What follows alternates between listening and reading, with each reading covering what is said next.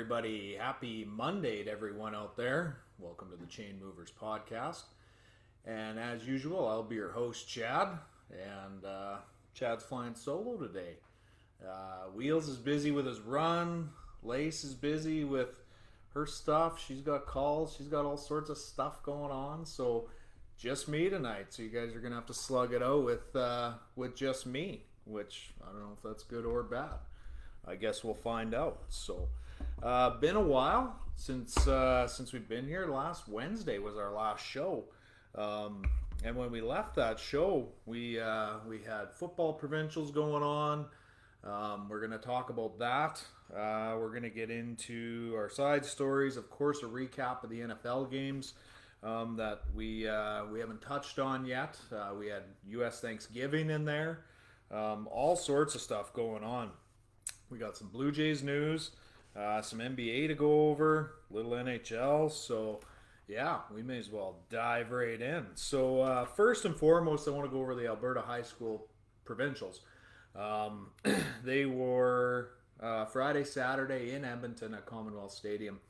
Had some beautiful weather, and we may as well start right at the top. So, the Brian Fryer division. So, for those of you that don't know, in Alberta High School, there's a separate division above Tier 1, and it's called the Brian Fryer division, with the top 4 teams in the province.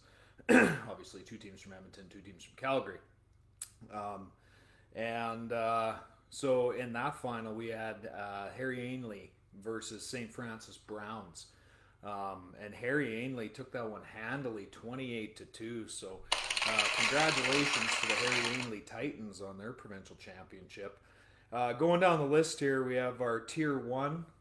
In that final, we had Raymond versus Ross Shepherd.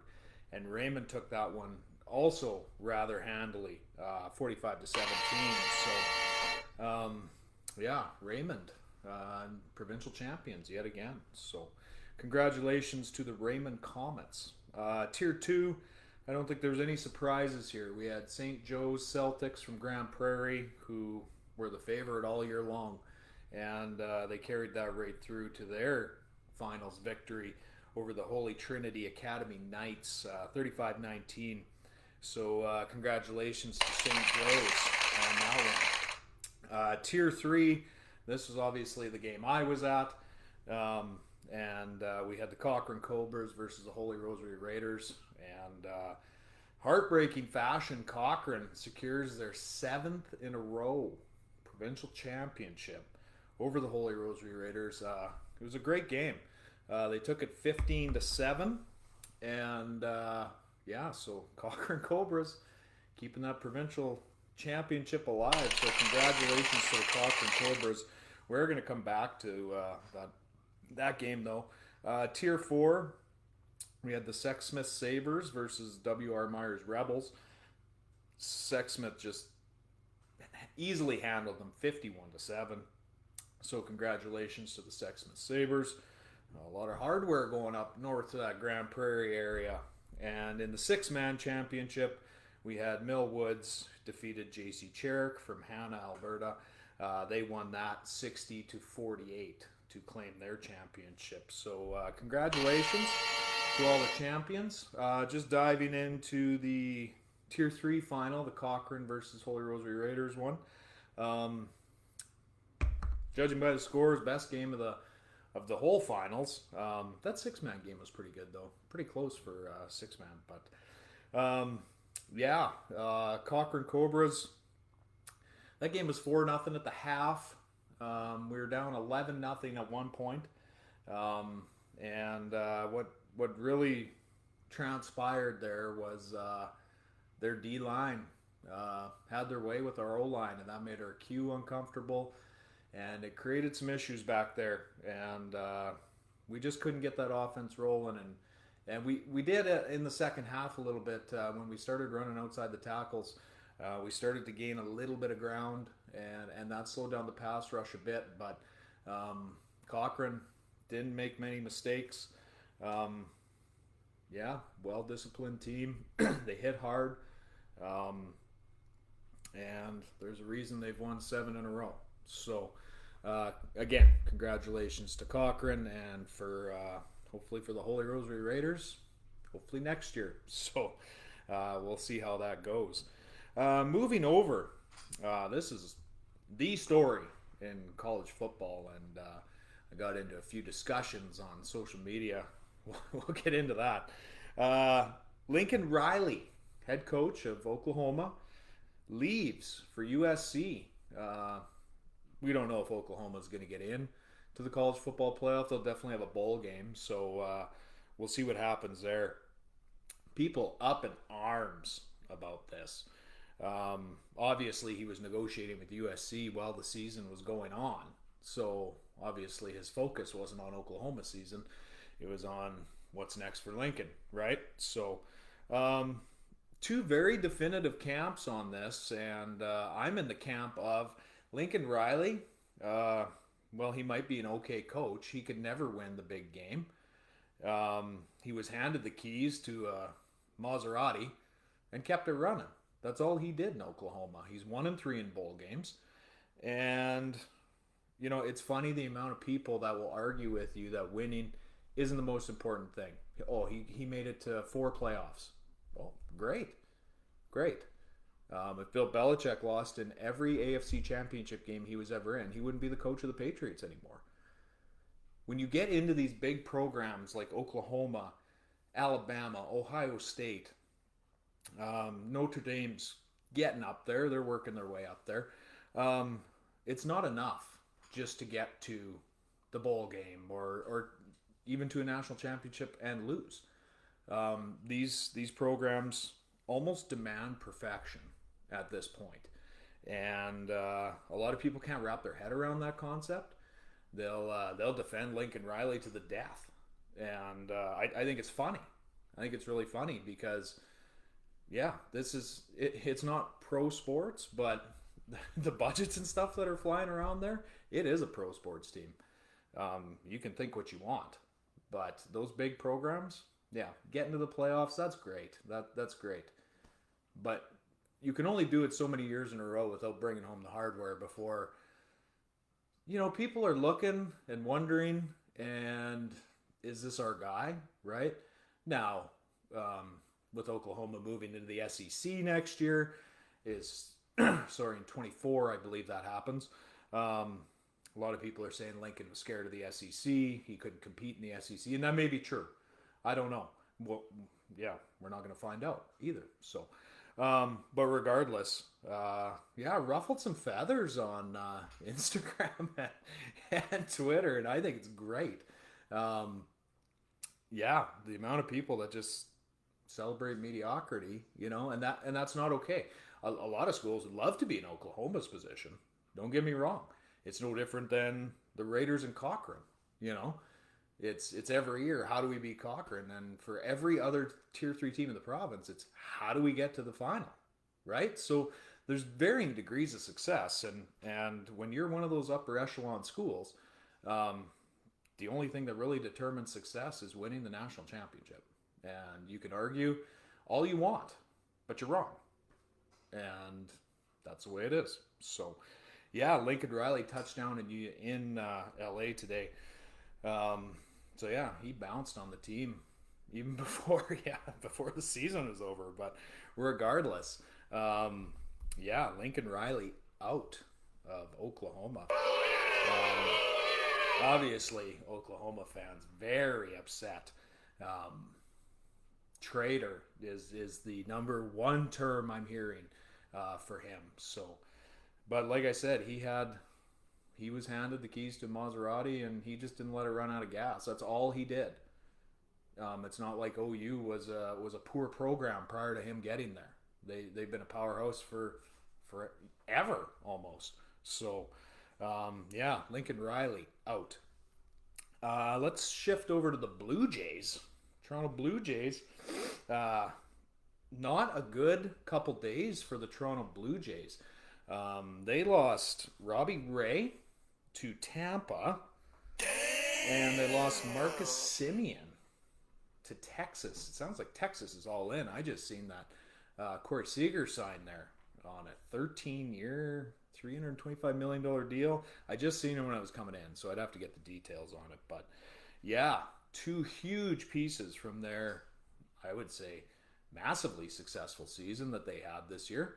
I don't think anyone really seen that coming from the Jays, and I'd say that knocks them back a little ways. Marcus Simeon, I believe, won a Silver Slugger award. Career year, hit 45 dingers, I believe. He was unreal. A resurgence of sorts, and Robbie Ray, same kind of story. He was wrestling with control issues for the past few years. Came to Toronto, reverted back to, the same delivery that he had in college and in the minors, and it paid dividends for him. But both of those guys gone. Seems to be a Toronto theme.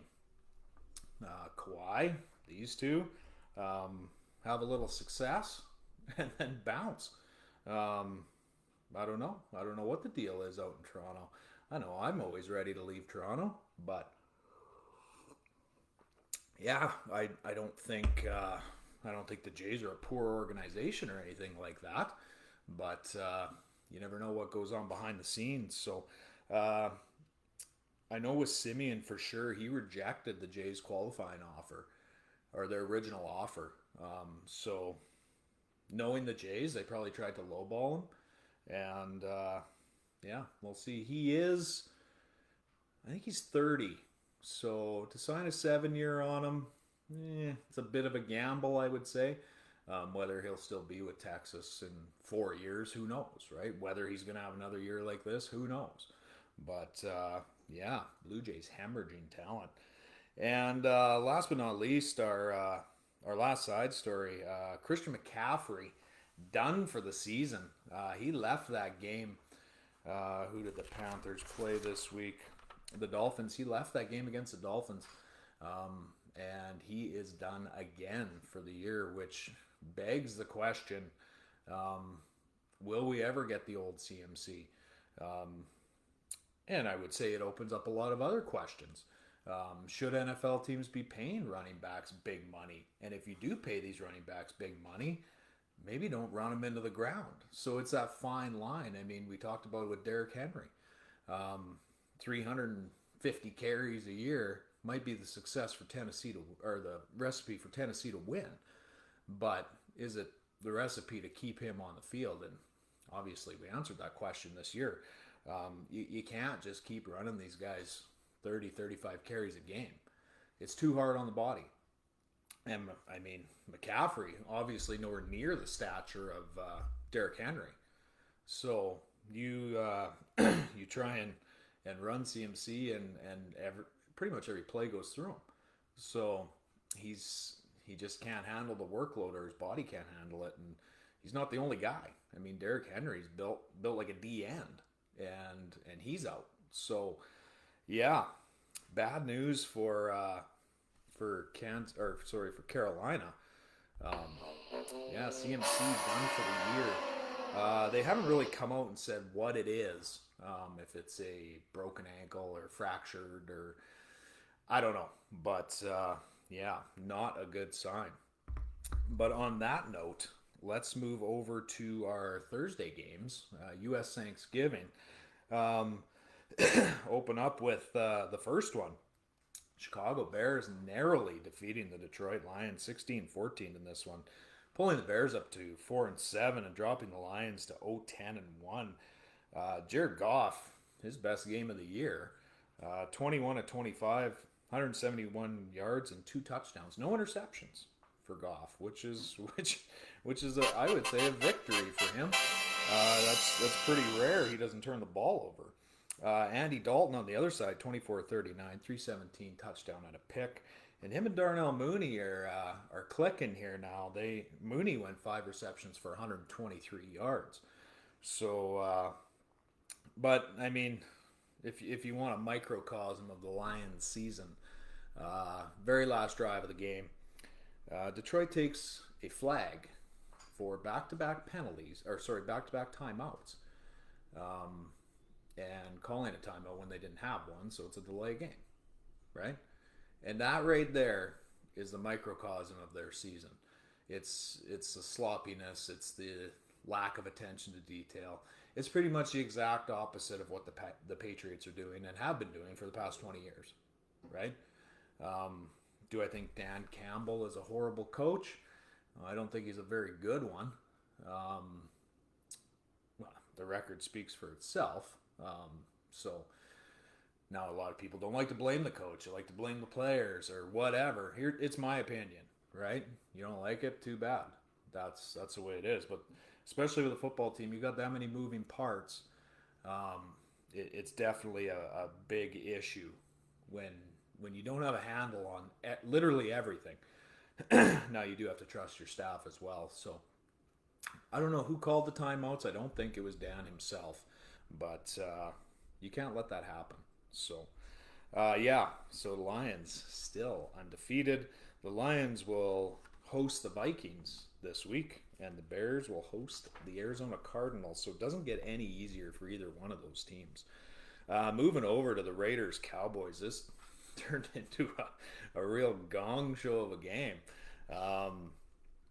The Raiders took it in overtime, 36-33, which is I don't think anyone's seen that one coming.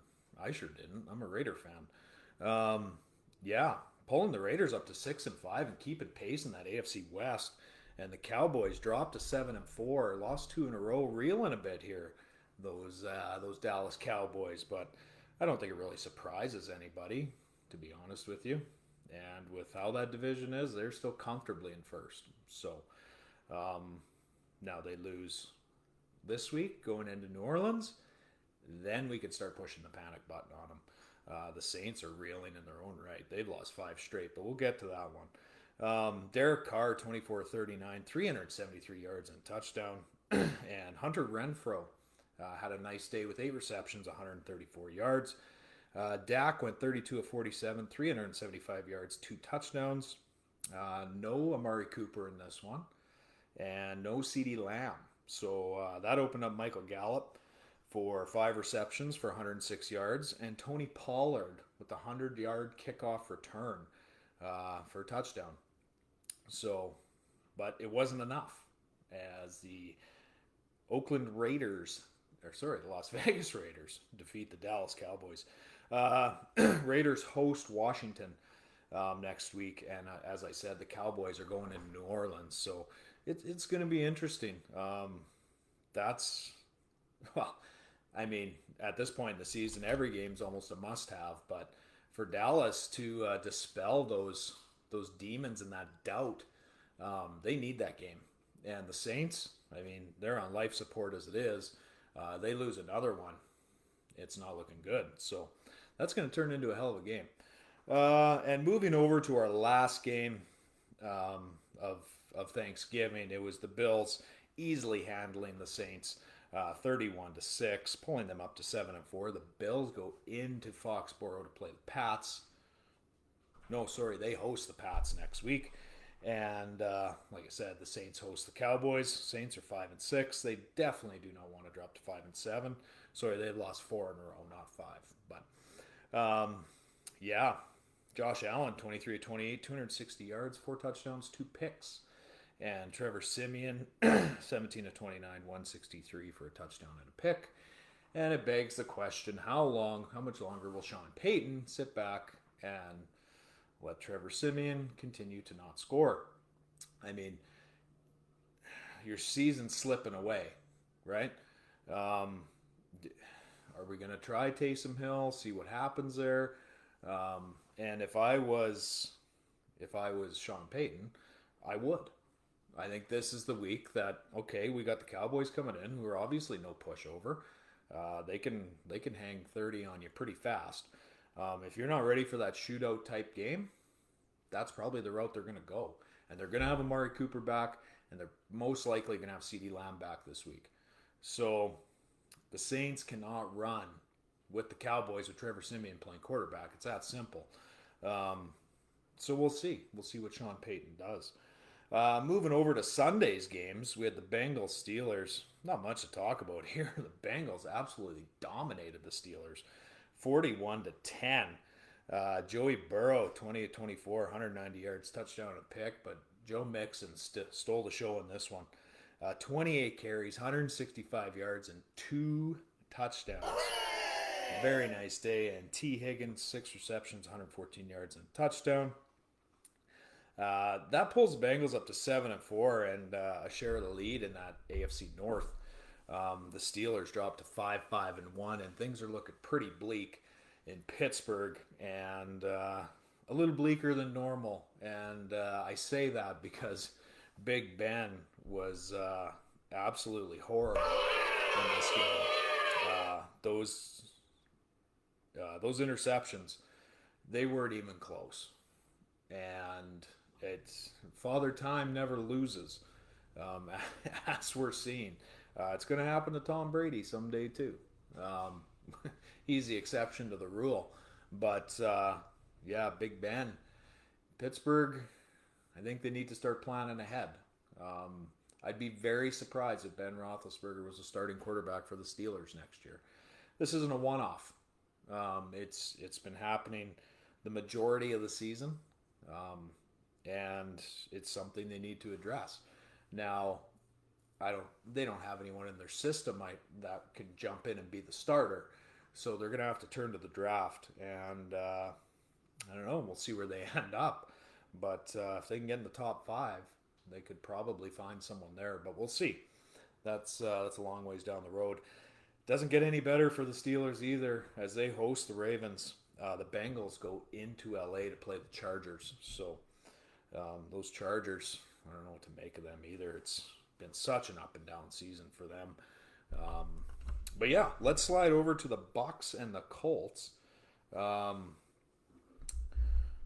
Yeah, Bucs took this one. This was a hell of a football game. Bucs took this one 38-31. Moving the Bucs up to 8-3 and dropping the Colts down to 6-6. Brady went 25-34, 226 yards, a touchdown and a pick. Leonard Fournette, 17 carries for 100 yards and 3 touchdowns. And Gronk, 7 receptions for 123 yards. Carson Wentz, it was a tale of two halves for Carson. He did his Jekyll and Hyde, and the first half he was toe-to-toe with Brady. He went 27-44, 306 yards, 3 touchdowns, and 2 picks. Both of his picks came in the second half. You can rarely afford a pick, but in a game like that, that was a winnable game for the Colts. And I'm going to say they threw it away. That you beat the Bucs, you're instantly gain a lot of respect around the league, I would say. And the Colts had them. I mean, the Colts are an interesting team this year. And I wouldn't want to play them in a wild card game. Let's put it that way. Jonathan Taylor, quiet day by his standards. 16 of 83, only 1 touchdown. He had 5 last week, so only 1 touchdown today. But still, yeah, the Bucs 8-3. They go to Atlanta for a divisional game, and the Colts go to Houston to play the Texans. So, pretty easy schedule for both those guys next week. Moving over to the Panthers and the Dolphins.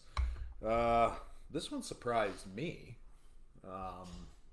Yeah, the Dolphins taking it handily, 33-10. And that is 4 in a row for the Miami Dolphins. Yeah, blown away here. Pulls the Dolphins up to 5-7 and drops the Panthers to 5-7.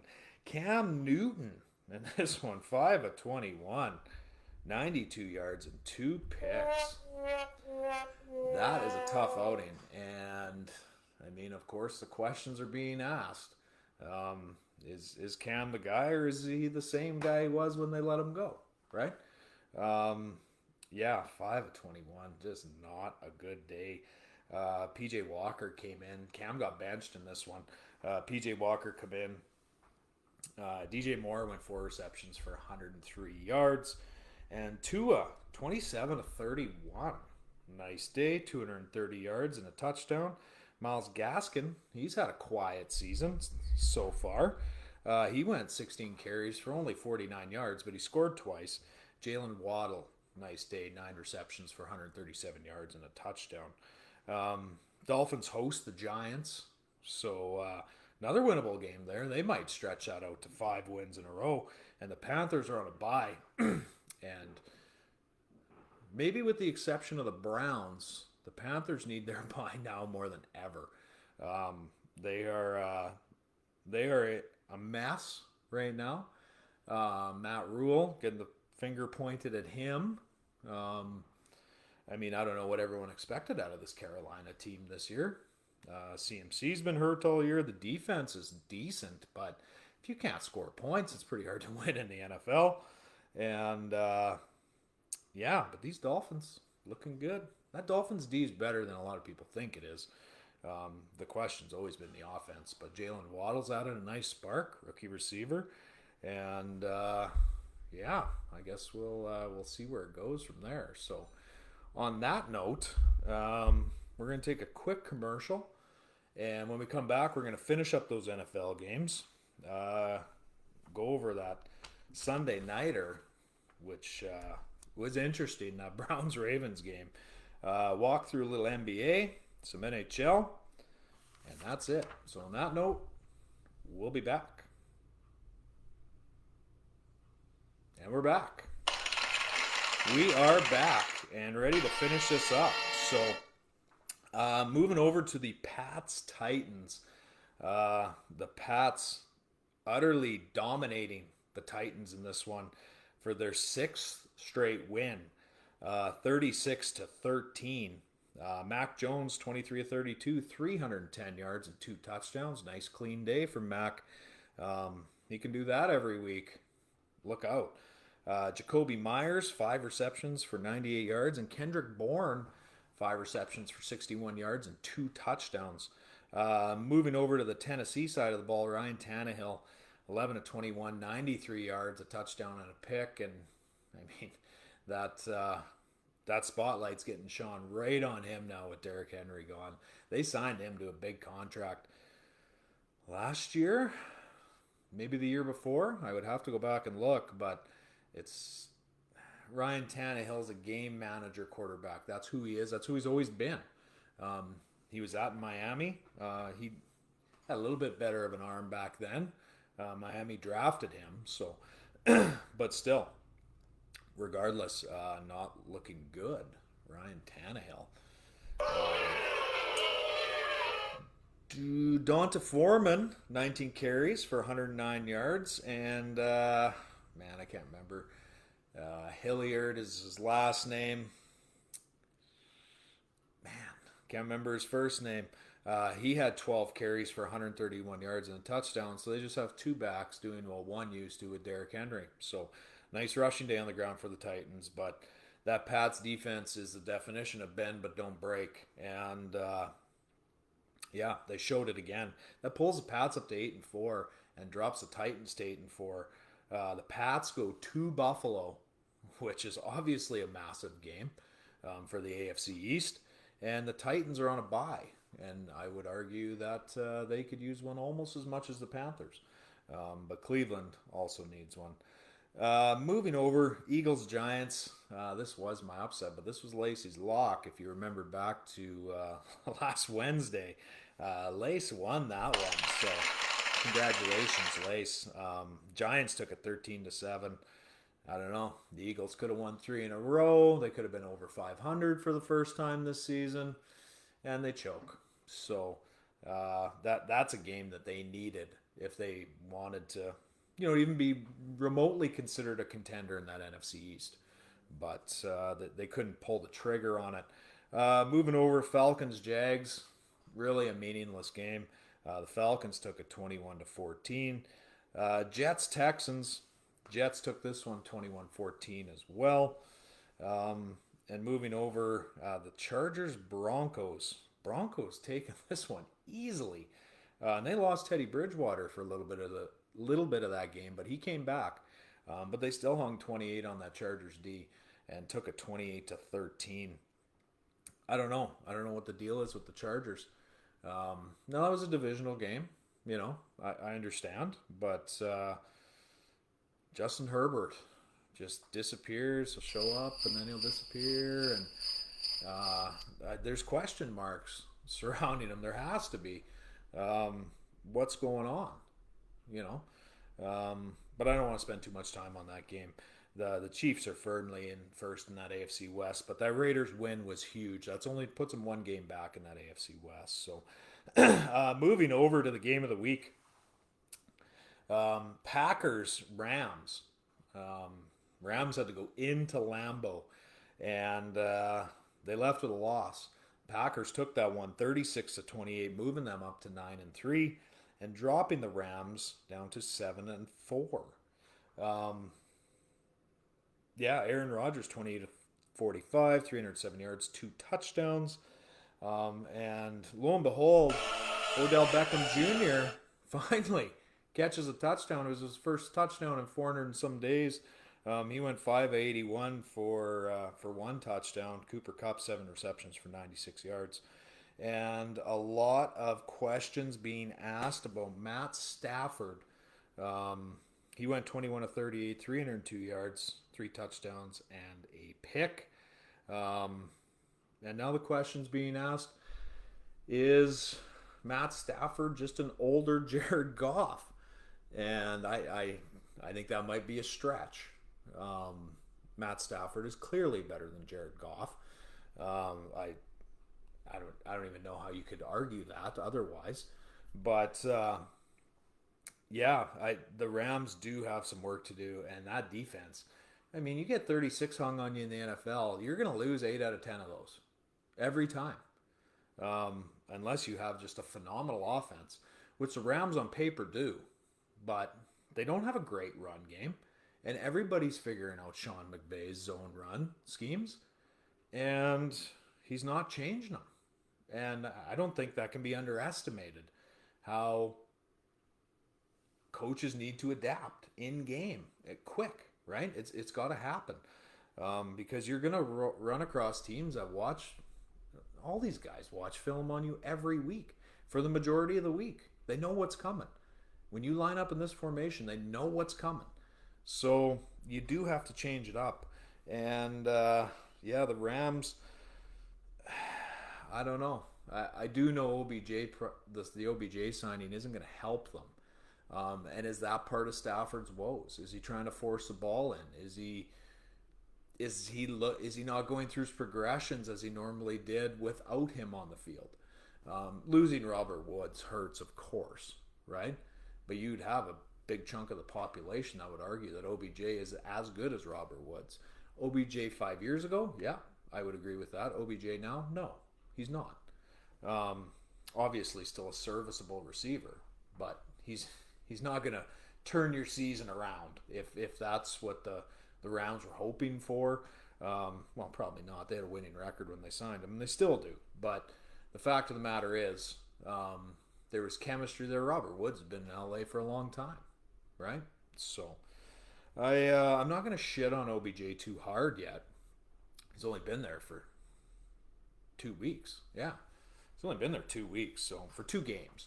But it's a step in the right direction.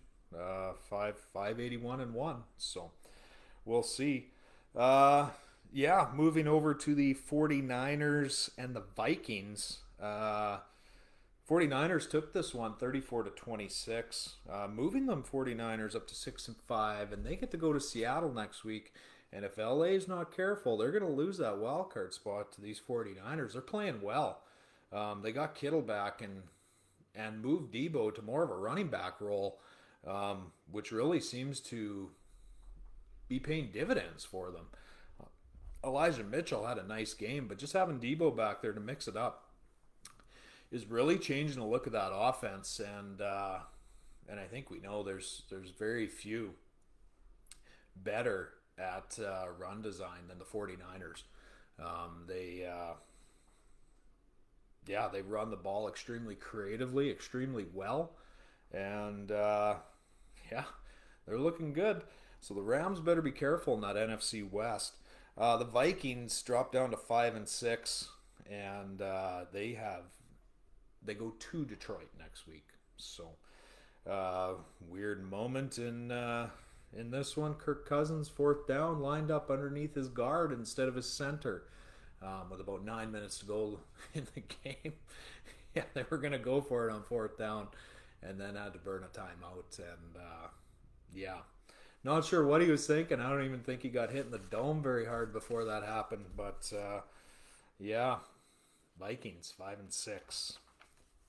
And they could use that game. I mean, they're still alive in that NFC North, but now they're 4 games back of the pack. So I'd be very surprised if a wild card team come out of that NFC North. And moving over to our Sunday nighter, this one was just ugly. It was just an ugly Sunday night game. Baltimore Ravens took it 16-10. They won despite Lamar Jackson throwing 4 picks in this one. No starters ever won a game after they've thrown 4 picks, with the exception of now. That moves the Ravens up to 8-3 and drops the Browns down to 6-6. Browns have a bye, and the Ravens get to go to Heinz Field and face the Steelers. Lamar Jackson, 20 of 32, like I said, 165, 1 touchdown, 4 picks. Baker Mayfield, 18 of 37, 247 yards and a touchdown, and Jarvis Landry had 6 receptions for 111 yards. Lots of talk about Baker Mayfield after this one. They're saying Baker's losing the locker room. Everyone is pretty disappointed when they they had 4 picks and could only put up 10 points, which I understand. Does that fall squarely on Baker's shoulders? With that run game, as good as it is, not dumping on that Cleveland run game. They're very strong. But, yeah, 18 of 37. That's not going to get her done. It's hard to sustain drives when you have a low completion percentage. He was under 50%. It does make it tough. And is that where the blame should be laid? Is at Baker Mayfield's feet? That's the easy place to lay it, but we'll see. Let us know. Comment on the video. What's going on in Cleveland? What are your thoughts with Baker? I know he's banged up. Well, they say he is. I guess I don't know that for sure, but they say he's banged up. But, yeah, and is there a point where as a quarterback you step aside because it's starting to hurt the team? Your injuries. They have a serviceable backup. So should we use them, right? I mean, the $1 million question, should Baker still be playing with the extent of his injuries? So he says yes. Everyone else might say no.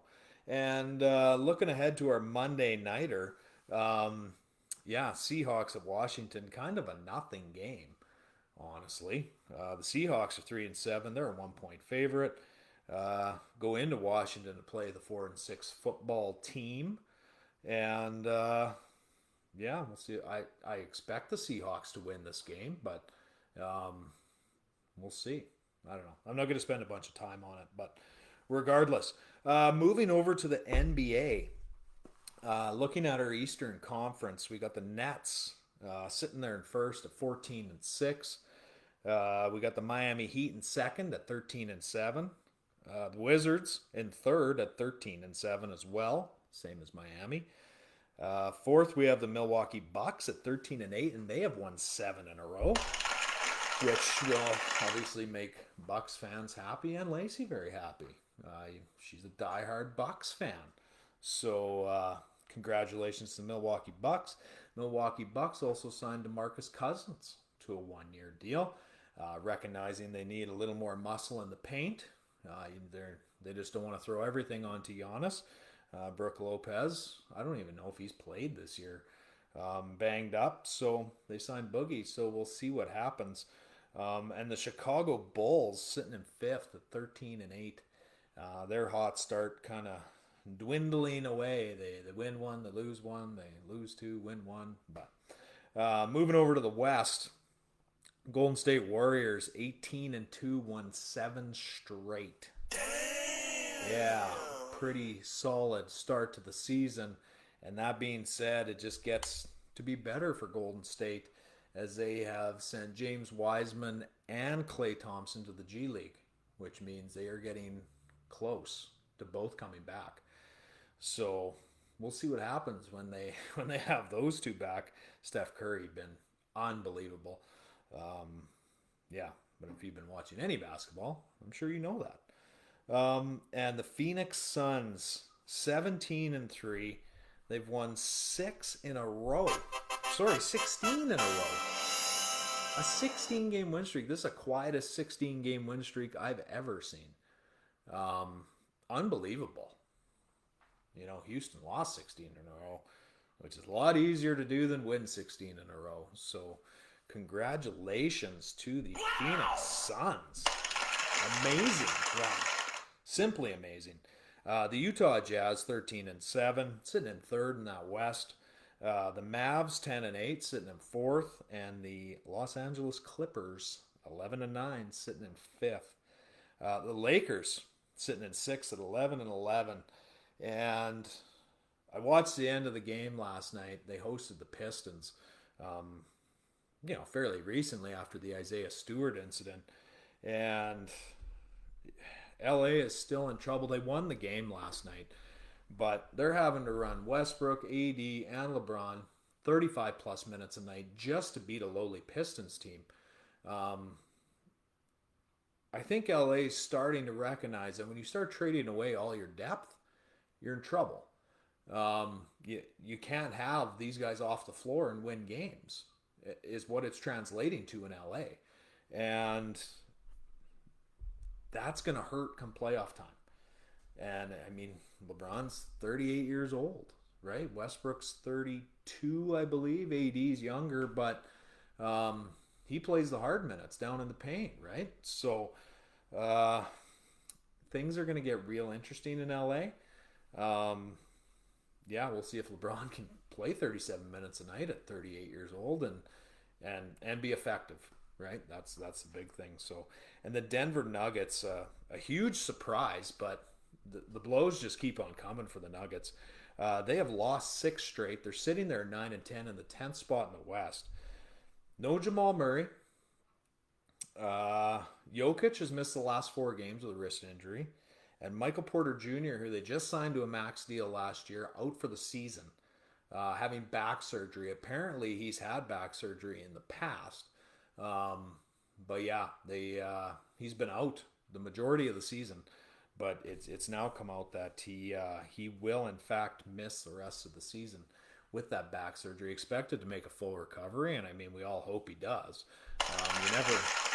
Young guy, super talented. You never want to see his career cut short, but could be a long year for the Nuggets if they don't start getting healthy.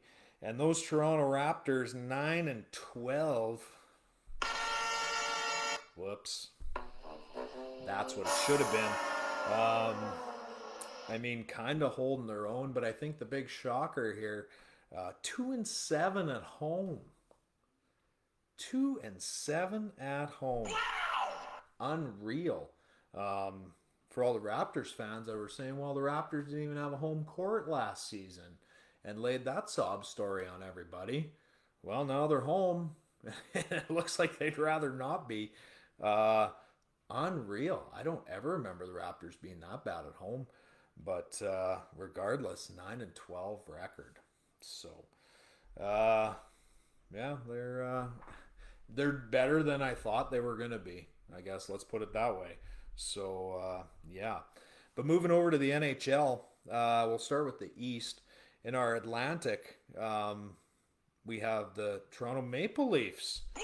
Top 16-6-1. They've won 4 straight. The Florida Panthers, 14-4-3, sitting in second. And the Tampa Bay Lightning sitting in third at 12-5-3.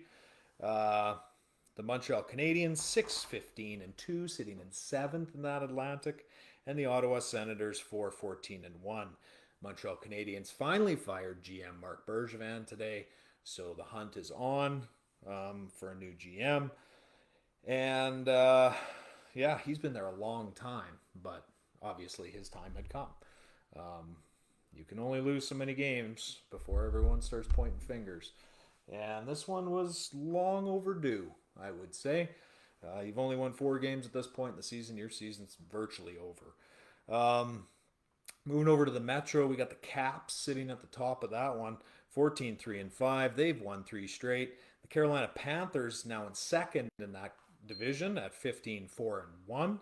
And the New York Rangers sitting in third at 13-4-3. They've won 3 straight. Moving over to the Central, Minnesota Wild, 14-6-1, sitting at the top of the Central. They've won 3 in a row. St. Louis Blues at 11-7-3. And the Winnipeg Jets in third at 10-7-4. Over to the Pacific, we got the Edmonton Oilers at 15-5-0. The Calgary Flames 12-4-5. They're in a dogfight every week for the top of that division. And the Anaheim Ducks at 11-8-3. And those lowly Vancouver Canucks 6-14-2. And they've lost 4 in a row. And you can see it's starting to wear on everybody on that team. And it's only a matter of time before heads start to roll, I would imagine.